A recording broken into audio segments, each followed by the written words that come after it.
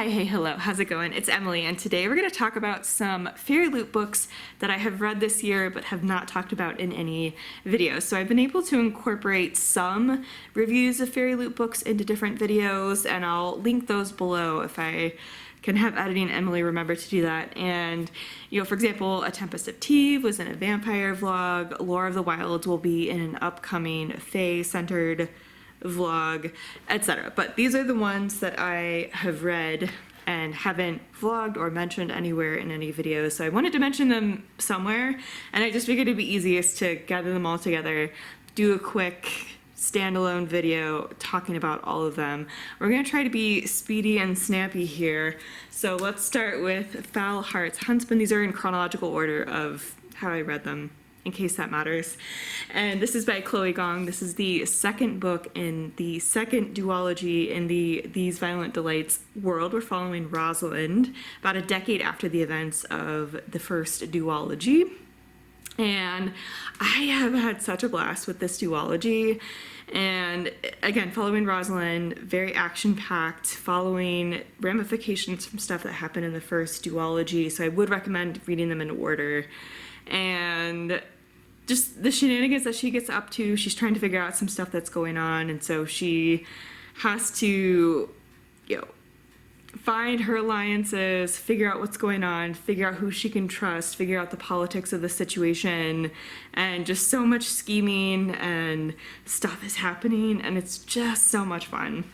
And the next one I read was Her Radiant Curse by Elizabeth Lynn. This is a prequel to Six Crimson Cranes, and we're following Chani, who is cursed to have serpent scales as part of her skin. So she's kind of the black sheep of the family, so to speak, and her sister Vanna is beautiful and gorgeous and has a bunch of marriage prospects. And Chani takes it upon herself to go on an adventure to protect her sister from one of these poor marriage prospects, and just has a whole adventure. And it's delightful, charming, whimsical. I think if you enjoyed the Six Crimson Cranes duology, I really feel like you'll enjoy this one as well. I love Chani as a character, the writing is gorgeous, the world is just super lush and fun. Would recommend. And the next one I read was Swordcatcher by Cassandra Clare. So in here you're following a few characters. You're following Kel, Connor, and Lynn. And Connor is the prince of this world. Kel is someone who was plucked from an orphanage at a young age to be Connor's sword catcher, kind of a body double of sorts, and so he goes to a lot of events and does things on Connor's behalf when they might potentially be dangerous for Connor, and has been trained to do this since he was, again, a little kid. And Lynn is someone who is working to be is a healer and is trying to be formally educated as one, but there's a lot of sexist standards in the society. I would say although it's a fantasy world, feels very historical. And so she's trying to just be able to be educated as a healer.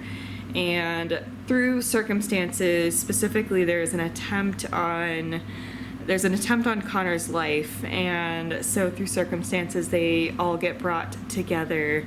And there's a bunch of politics going on between different kingdoms in this world. So Kel is trying to protect Connor, Connor's trying to figure out what's going on, and Lynn just kind of gets thrown into these situations.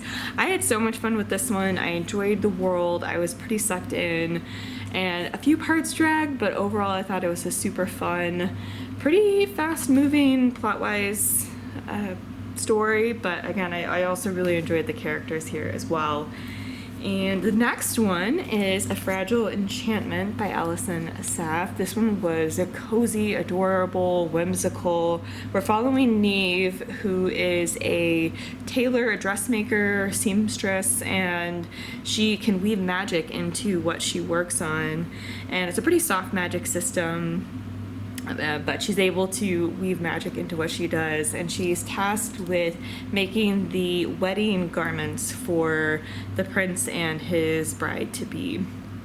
And so she's working on that. They don't get off to the best start, but she's working on those royal garments, and there's a bit of politics involved, not as much as Swordcatcher, but there is a bit of politics in this one as well. So Neve comes from a place that is, so she's trying to get some money for her family and have her family be financially set, and being a royal tailor would absolutely do this.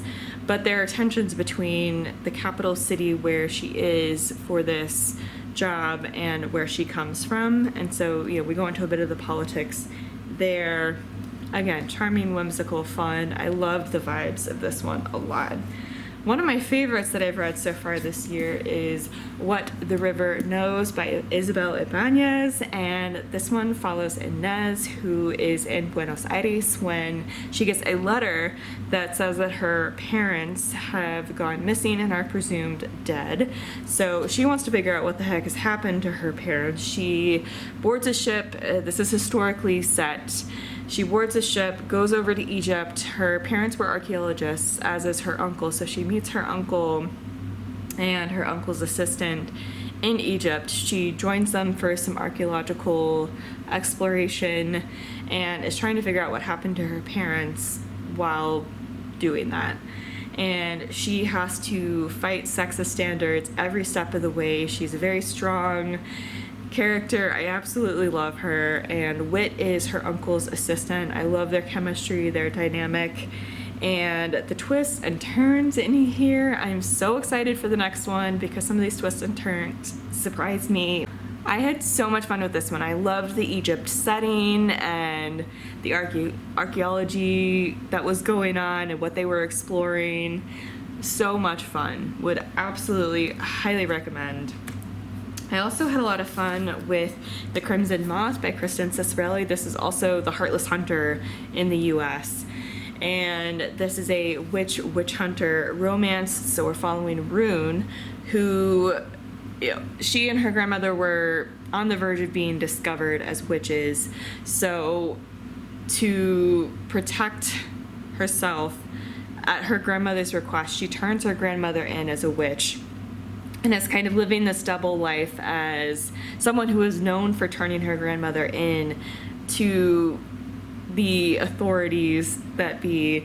And so she's known and is kind of in some elite circles of the people who are currently in power as someone who has turned her grandmother in and is not a witch sympathizer, but she is also the Crimson Moth and works to protect witches from being persecuted.